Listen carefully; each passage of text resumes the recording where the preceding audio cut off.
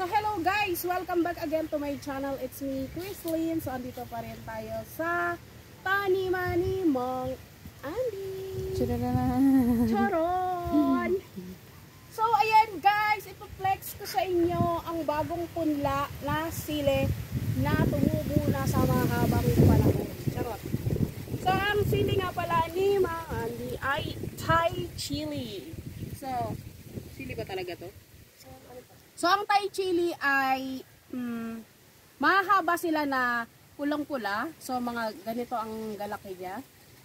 Basta gano'n na yon. So, pinunla to ni Mang Andy sa loob ng 30 days.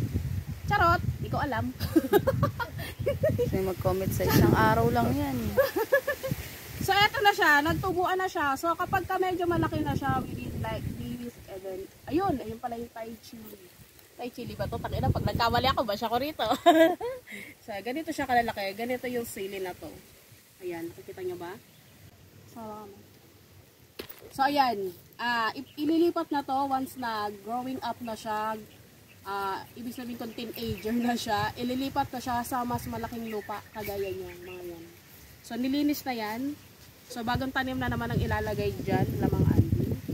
So, eto na guys. Flex ko lang naman ang bagong punla. Charot. Bagong punlang sili na tumubo na. Natatanggalin natin yung mga damo. So, hindi pa na siya damo, no? Hindi ako magtanggal. So, ayun lang guys. Thank you for watching here in my channel. Bye-bye. Papakuha ko thumbnail. So, thumbnail tayo.